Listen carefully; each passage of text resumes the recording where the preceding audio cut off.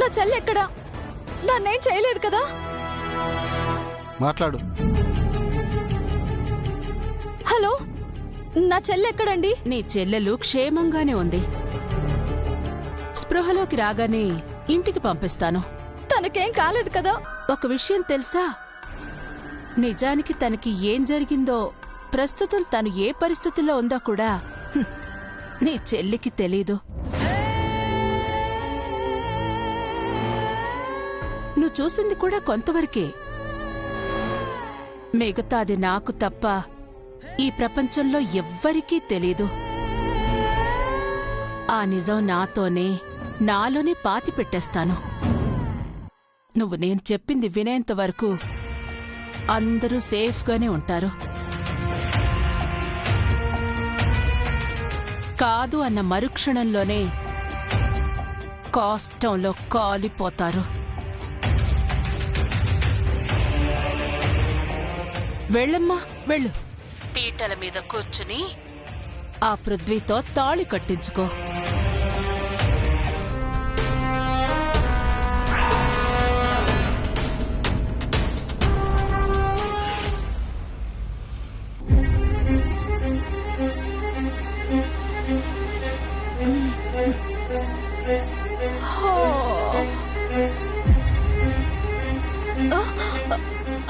అయ్యో సారీ అండి, నిద్ర వచ్చేసింది. అవునమ్మా, పడుకున్నావు కదా, అలసిపోయి ఉంటావని నేనే డిస్టర్బ్ చేయలేదు. మీ ఇల్లు వచ్చేసింది. మీ అక్క 2-3 సార్లు ఫోన్ చేసింది. ఫోన్ చేసి మాట్లాడు, పాపం కంగారు పడుతూ ఉంటుంది.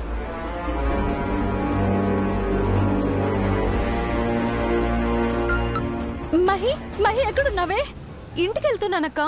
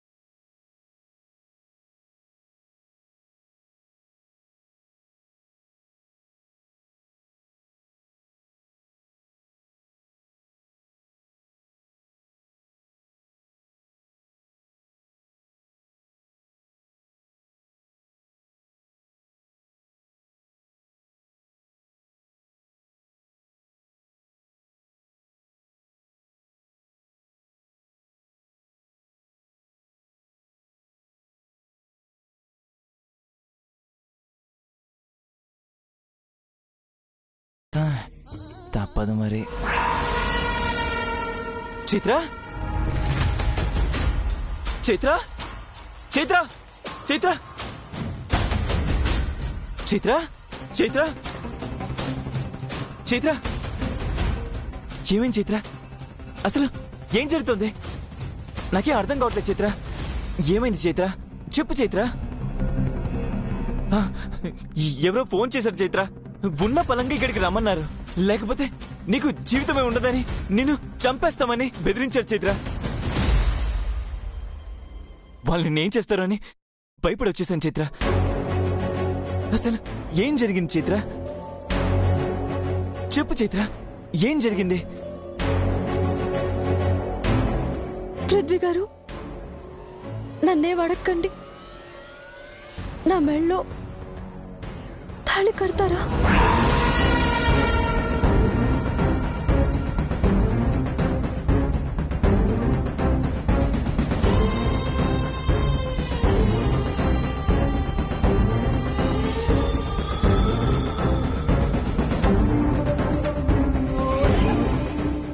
చైత్ర ఏం మాట్లాడుతున్నావు చైత్ర?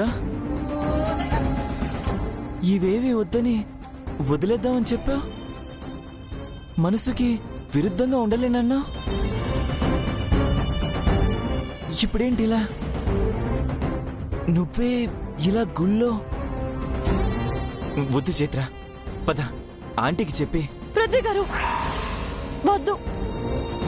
నేనంటే మీకు ఇష్టమా? నువ్వంటే నాకు ప్రాణం చైత్ర, కానీ నా మెళ్ళలో 3 ముళ్ళు వేయండి.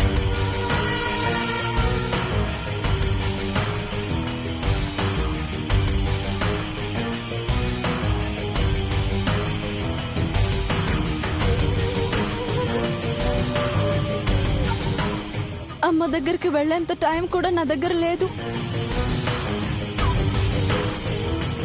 ప్లీజ్ పృథ్వీ గారు అర్థం చేసుకోండి. చైత్ర, ఎవరో బెదిరిస్తున్నారనో బలవంతం చేస్తున్నారనో నువ్వు ఇలాంటి డెసిషన్ తీసుకోకు. నీ మనసుకి ఇష్టం లేకుండా నేను ఇలా చేయడం నా వల్ల అస్సలు కాదు చైత్ర. నేను ఈ పెళ్లి చేసుకోలేను చైత్ర. నీ జీవితాన్ని నువ్వు పాడు చేసుకోకు చైత్ర. అసలు ఏం జరిగిందో చెప్పు, నేనున్నా కదా, నేను చూసుకుంటాను. చెప్పాను కదా పృథ్వీ గారు, ప్లీజ్ నన్ను ఇంకేం అడగండి. నా మెళ్ళో 3 ముళ్ళు వేయండి. మీరు నాకు చేసే సహాయం ఏదైనా ఉందంటే అది ఇదే.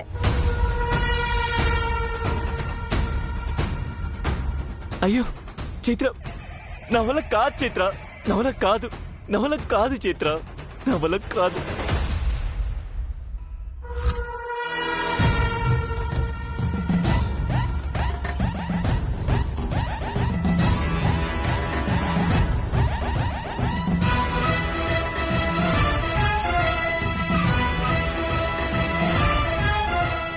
కాదన్న నవ్వే కాళ్ళ బేరానికి వచ్చావు చైత్ర. ఇప్పుడు నేను లేకపోతే నీకు బ్రతుకే లేదా?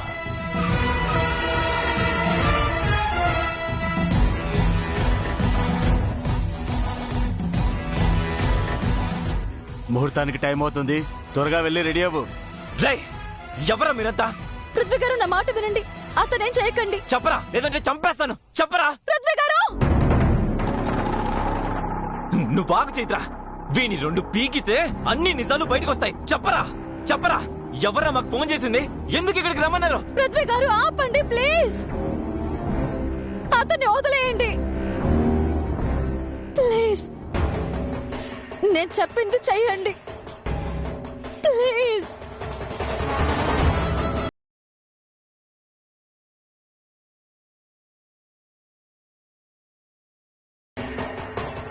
సరే చైత్ర, నీ ఇష్టాన్ని గౌరవించే మనిషిని, నీ మనిషిని. నువ్వు కష్టాల్లో ఉంటే నా చెయ్యి అందించడానికి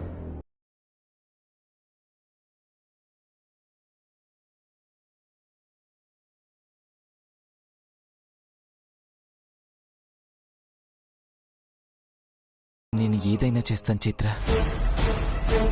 జీవితాంతం నీ ప్రేమకు నేను ఒక బానిసలా బతుకుతాను. చెప్పు చైత్ర, ఏం చేయమంటావు నన్ను ఇప్పుడు? 3 ముళ్ళు వేసి మీ భార్యని చేసుకోండి.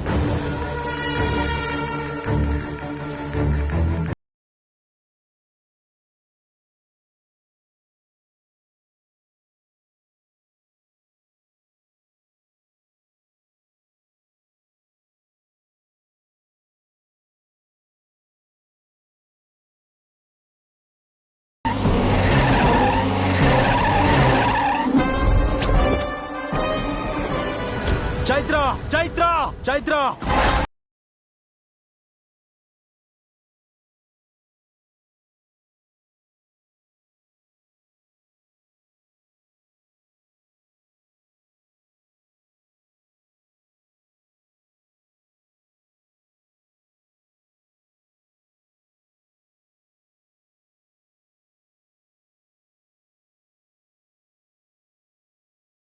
ఏదో టైం లేదంటూ హడావుడిగా చీర కట్టుకుని వెంటనే బయలుదేరి అక్కడికే వచ్చింది. ఏ మండపానికి రాలేదా? రాక్ స్టార్ అక్క నువ్వు నా దగ్గరికి కదా వచ్చింది. చీర కట్టుకుని పెళ్లికేంటి? మాట్లాడవేంటి విరాజ్? చైత్ర మండపానికి రాలేదా? రాలేదు.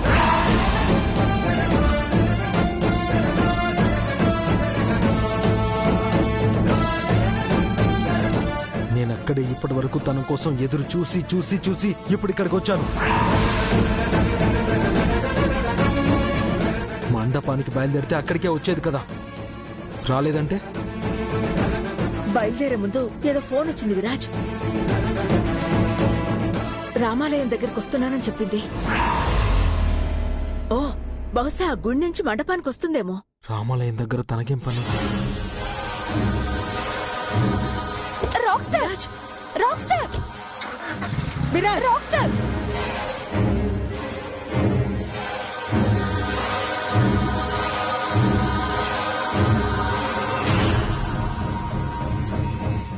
అయ్యా, దండలు మార్చుకోండి.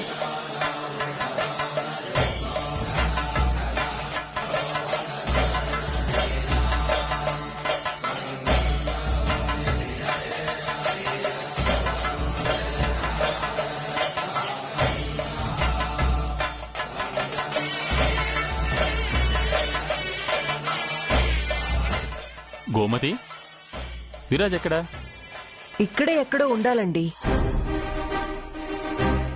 ఎలా ఉంటాడు? అసలు ఉండాలని ఉంటే కదా తనకి. పక్కనెక్కడ ఉండుంటాడులే అత్తయ్య. ఒకటి మాత్రం నిజం ఆనంద్, నీకు విరాజ్ మీదున్నంత ప్రేమ అనురాగం తనకి నీ మీద లేవు.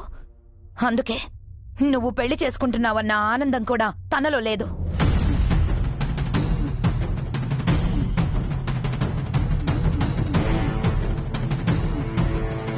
ఆనంద్ గారు, ఏంటి మీ తమ్ముడికెళ్ళాడు?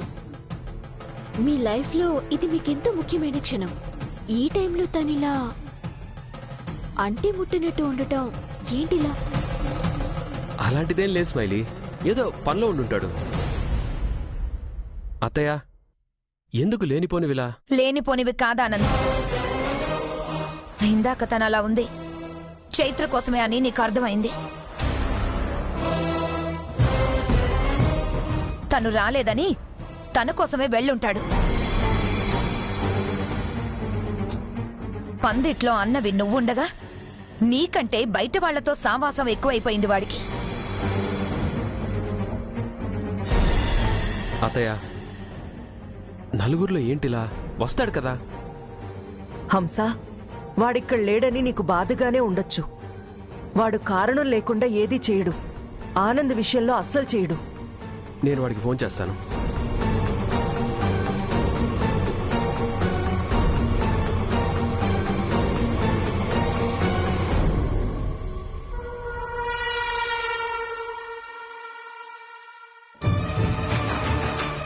అసలు ఎంత గుడ్డిగా ఆ చైత్రని నమ్మేశావో తెలుసా? నిన్నటి వరకు అమ్మ ఒడి కోసం నిన్ను వాడుకుంది.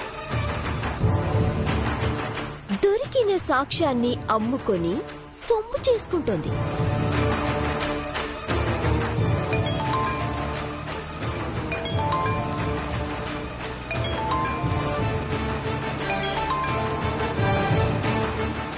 అన్నయ్య, అరే విరాజ్, ఎక్కడున్నావురా? తాళి కట్టడం కూడా అయిపోయిందిరా. స్మైలీతో నా పెళ్ళి అయిపోయిందిరా. విరాజ్, నువ్వెక్కడున్నావురా? నీతోనే మాట్లాడేది. మాట్లాడవేంటి? సారీ అన్నయ్య, అయిపోయింది కదా, ఇంకేం మిగిలింది? అదేరా, నువ్వు నా కళ్ళ ముందు లేకుండానే స్మైలీ మెడలో తాళి కట్టేశాను కదా, అందుకే కొంచెం బాధగా ఉందిరా. జరిగిపోయిందాన్ని మార్చలేం కదా అన్నయ్య. అయినా మంచి కోరే వాళ్ళు ఎక్కడుంటేనే. ఇక్కడ అత్తయ్య వాళ్ళు నువ్వెక్కడికి వెళ్ళిపోయావని అడుగుతున్నారా? బయటికి వచ్చానన్నయ్య, వచ్చేస్తున్నాను. సరే, అలాగే.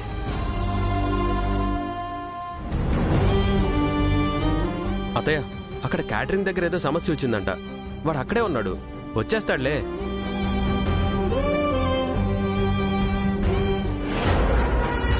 నీ తమ్ముణ్ణి వెనకేసుకొస్తున్నావని చాలా బాగా అర్థమైపోతుంది ఆనంద్. ఇప్పుడే మొదలైందిగా మన ప్రయాణం.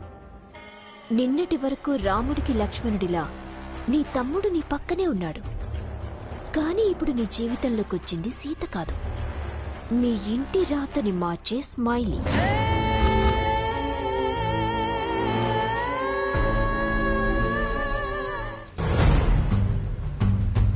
రామాలయం దగ్గరకు వస్తున్నానని చెప్పింది. స్మైలీతో నా పెళ్ళైపోయిందిరా. దొరికిన సాక్ష్యాన్ని అమ్ముకొని సొమ్ము చేసుకుంటోంది. జీవితాంతం నేను కంటికి రెప్పలా చూసుకుందామనుకున్నాను.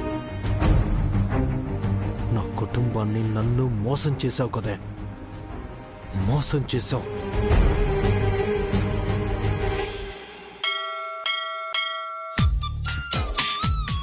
ఎందుకు దేవుడా, ఎందుకు నన్ను ఇలాంటి పరిస్థితుల్లో నిలబెట్టావు? నేనేం పాపం చేశానని నాకు ఇంత పెద్ద శిక్ష వేసి వేధిస్తున్నావు? గుండెల నిండా ప్రేమించిన మనిషిని కంటికి కూడా నోచుకోకుండా చేసావు కదా.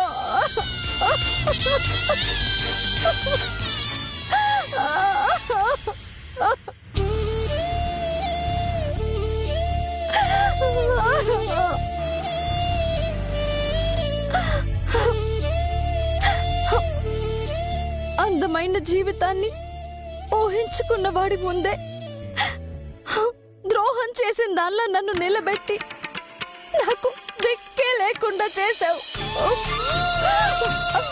అసలు బ్రతుకే లేకుండా చేశావు. అయిపోయింది, అంతా అయిపోయింది. నేనిప్పుడు విరాజ్కి ఏమని సమాధానం చెప్పను.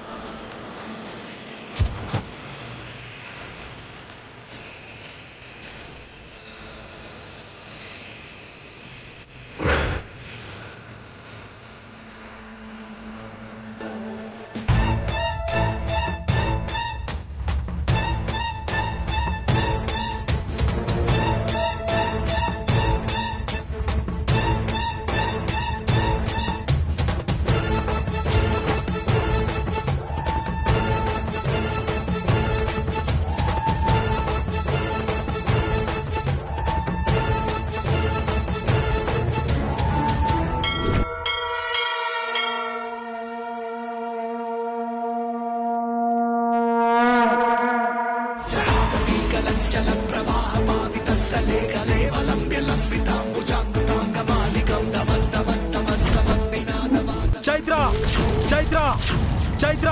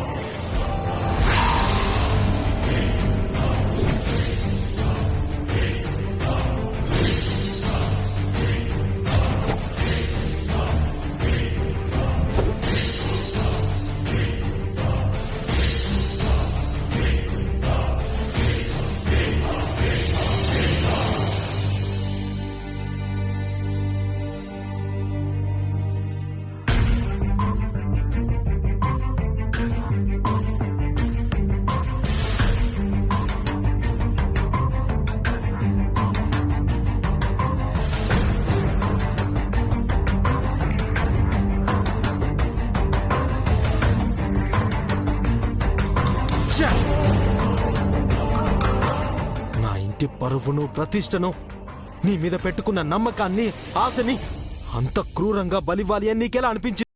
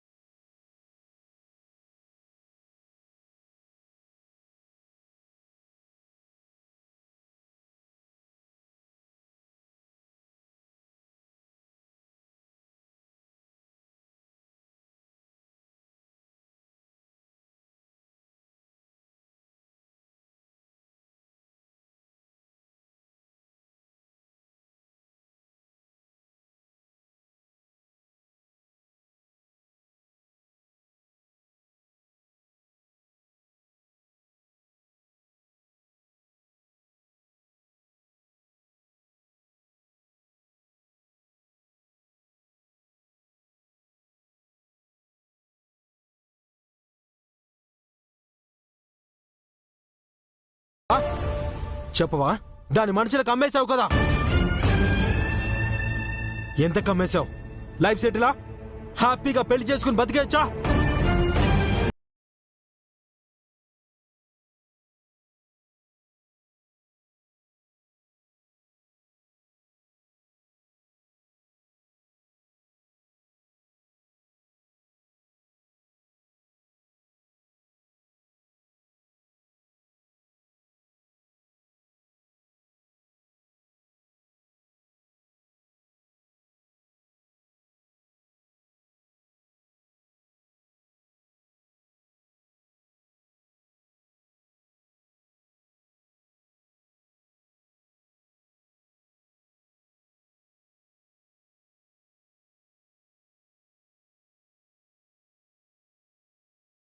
నిన్ను చూసి ఆడదంటే ఇలా ఉండాలని, నువ్వే ఆడదానికి ఐకాన్.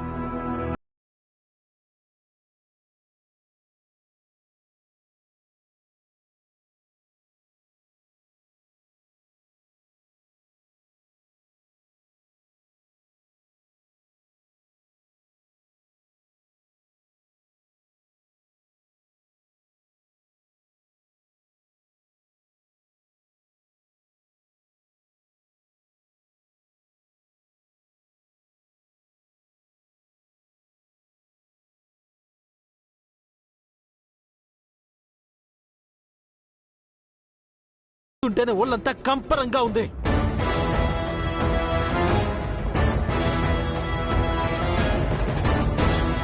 ఈ విషయం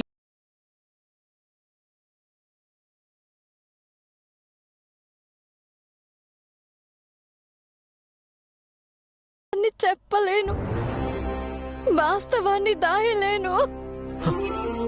క్యారెక్టర్ లేని మనిషిని ఇంట్లో అడుగు పెట్టనివ్వకూడదని ఒక క్యారెక్టర్ లేని మనిషితోనే తిరిగాను.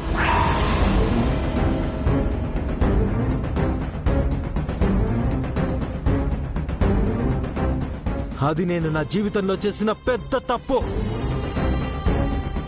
ఇప్పుడు అర్థమవుతోంది నువ్వేంటో, నీ బ్రతుకేంటో.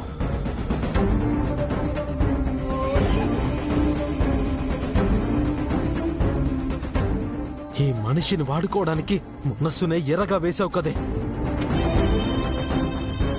కాలకోట విషాన్ని నింపుకున్న కళ్ళని అమాయకత్వం అనే అద్దాలతో కప్పుంచావు. నా బలహీనతను వాడుకోవడానికే మంచితనాన్ని మత్తు మందులా వాడావు. వా, ఇదే కదా నీ క్యారెక్టర్.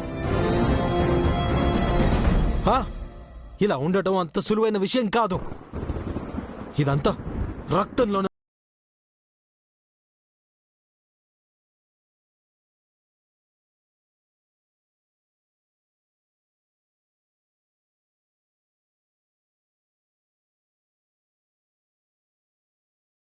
లేని తల్లికి పుట్టిందాని,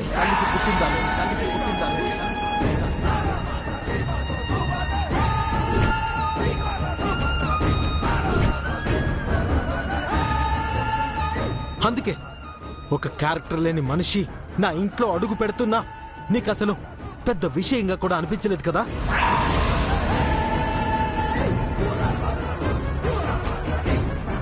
అది నాలాంటిదే కదా అని చివరికి దానికే సపోర్ట్ చేశావు.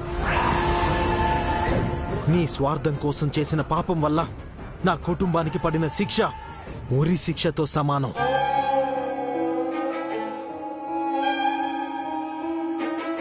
చెయ్యని నేరానికే మాకింత పెద్ద శిక్ష పడిందంటే నువ్వు చేసిన ఈ దారుణానికి నీకెంత పెద్ద శిక్ష పడాలి?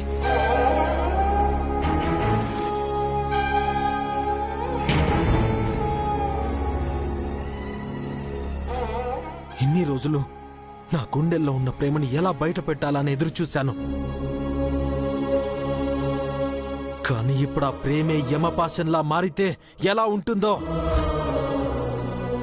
నీ ద్రోహానికి నా ద్వేషం చితిపేరిస్తే ఏమవుతుందో అది నీకు తెలిసేలా చేస్తా.